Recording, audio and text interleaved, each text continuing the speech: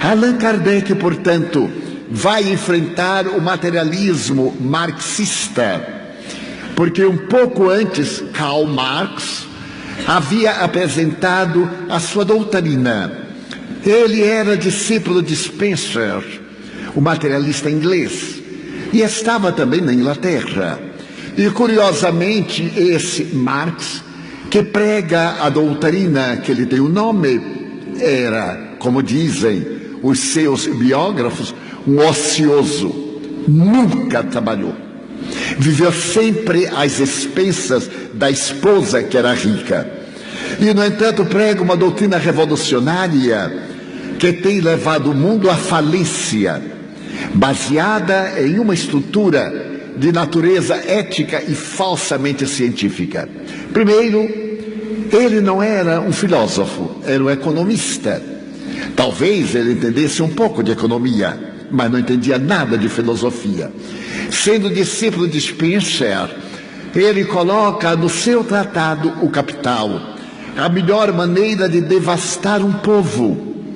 E um dos itens principais é destruir a família, degradar a sociedade, para que se percam os padrões éticos, como estamos vendo no Brasil. Especialmente quando a digna ex-presidente da República apresentou um projeto a respeito da liberdade infantil de escolher o sexo que deseja ter. Não é importante a anatomia para o marxismo, porque o que interessa é a desordem, é a absoluta manifestação materialista, é a ausência total da dignidade ética. E então, Sua Excelência, a digna Presidente da República, apresenta esse projeto, que uma criança de 5 anos tem o direito de dizer qual é o sexo que deseja seguir.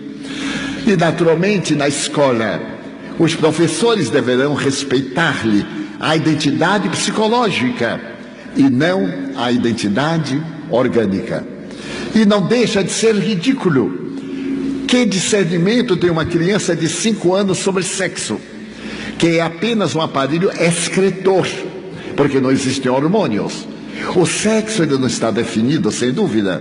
Mais tarde, no período da adolescência, quando a glândula pineal libera determinados hormônios e aparecem os órgãos anexos da sexualidade, é que surgem os conflitos da adolescência. É o momento em que o indivíduo, também desequipado de informações culturais, opta por esta ou aquela forma de expressar os seus sentimentos. E felizmente evoluímos de tal forma que o preconceito a respeito das expressões do sexo, não é da sexualidade, são perfeitamente toleráveis, aceitos na atualidade, como outros preconceitos contra as diferenças raciais, a conduta moral e etc. Mas é de surpreender-se que uma pessoa que se diga religiosa possa admitir uma situação dessa natureza. E então nós vemos a degradação moral no mundo, e particularmente no Brasil. Mas não são minhas as palavras. As palavras podem ser retiradas do Tratado de Psicologia do notável teólogo e psicólogo Rollo May, inglês, ou melhor, americano, que desencarnou faz 4 anos. Ele disse que os males da atualidade, da nossa sociedade em corrupção, são o sexismo, o egoísmo e o consumismo.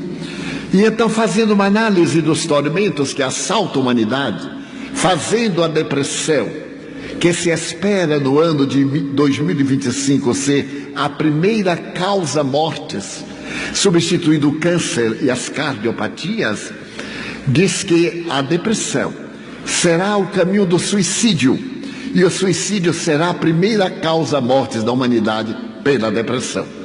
Neste momento, segundo a Organização Mundial de Saúde, existem na Terra 340 milhões de depressivos crônicos, fora aqueles que não estão diagnosticados. Em um livro publicado nos Estados Unidos, denominado O Demônio do Meio-Dia, de um grande repórter do The New York Times, Solomon, ele faz um estudo da depressão em 600 páginas. e narra que ele também é depressivo. Ele já fez toda a terapêutica, inclusive as 200 terapêuticas auxiliares da medicina convencional. E que a depressão é um monstro, é o demônio do meio-dia. Depois que eu tive a ocasião de ler este livro, e um amigo americano conseguiu dele o autógrafo na sua obra em inglês, mandando-me, bem, eu não falo inglês, mas eu li a tradução em português e também li com dicionário em inglês. Como todo baiano, nós falamos todo o idioma, porque sabemos gesticular, somos meio italianos, falamos com as nossas mãos. O que me lembra uma coisa muito curiosa de italianos. Houve um acidente no navio e 2 italianos caíram ao mar. Um perguntou ao outro: você sabe nadar? Ele disse: não. E você? Também não. Bem, já que vamos morrer, vamos conversando.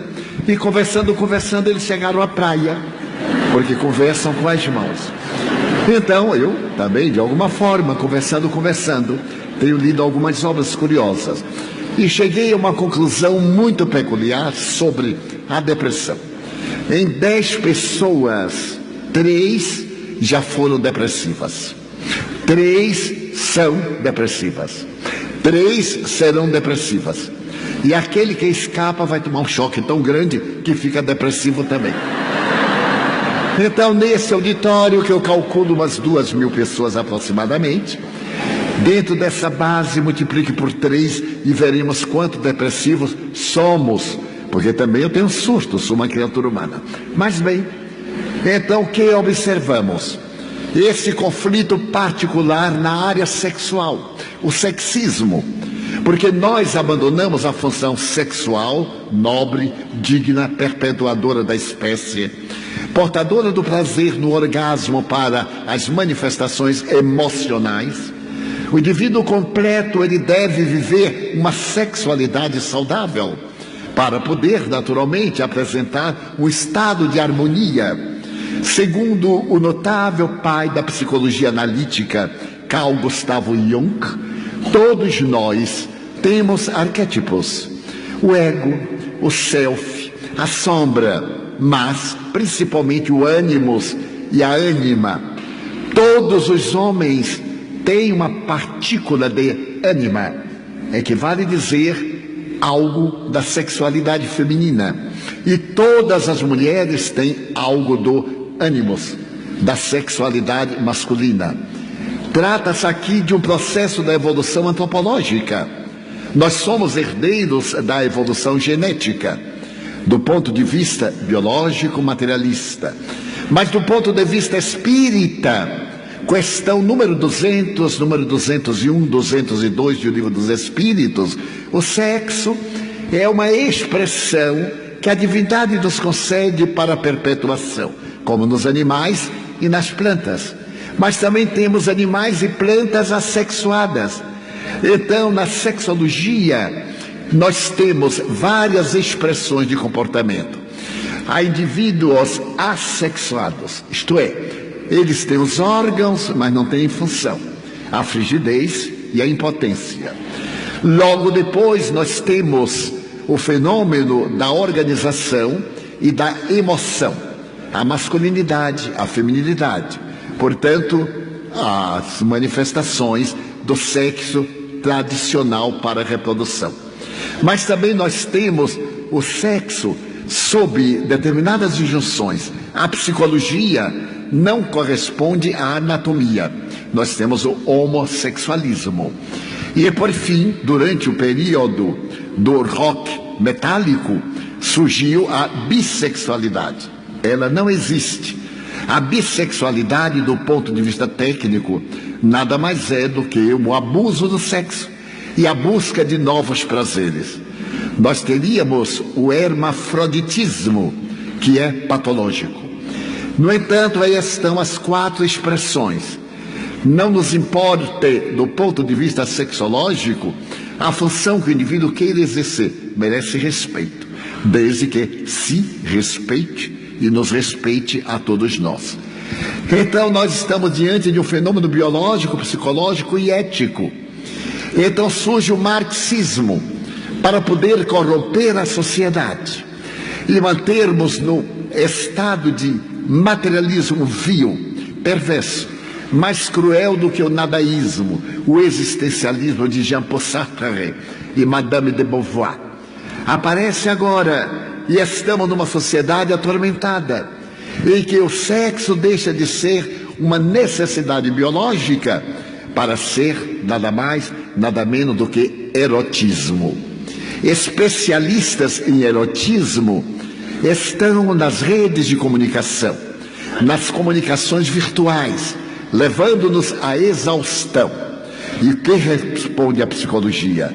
Somos uma sociedade de pessoas vazias. O indivíduo vazio, que não tem ideal. O jovem na escola brutal, agressivo, o bullying, o desrespeito aos mestres, o desrespeito aos adultos e uma falsa proteção dos direitos humanos apresentada pela ONU, de que não se pode repreender uma criança para que ela não tenha conflito. Então, é claro, os pais ficam com conflitos para não darem nenhum conflito ao filho e deixa o selvagem, porque o estado infantil, segundo a tradição e as notáveis pesquisas, por exemplo, dos sexólogos, psicólogos do século passado e deste, é de que é um animalzinho entre aspas, porque somos animais em forma humana, é que é necessária a educação. E educar é criar hábitos. Ninguém tem hábitos sem disciplina. A disciplina é fundamental à educação moral da criatura humana. E desde quando a família se degrada, não tem lar. E nós vemos hoje a escola transformada num campo de batalha, com exceção das escolas militares no Brasil. Por quê? Disciplina.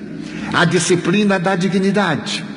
E é exatamente o que, certo dia, Emmanuel, o guia espiritual da maior antena paranormal da humanidade nos 2 últimos séculos, Francisco Cândido Xavier, narra quando lhe apareceu o Espírito Emmanuel e convidou para ser a ponte entre o mundo espiritual e o mundo terreno. Ele perguntou: e o que é que eu devo fazer?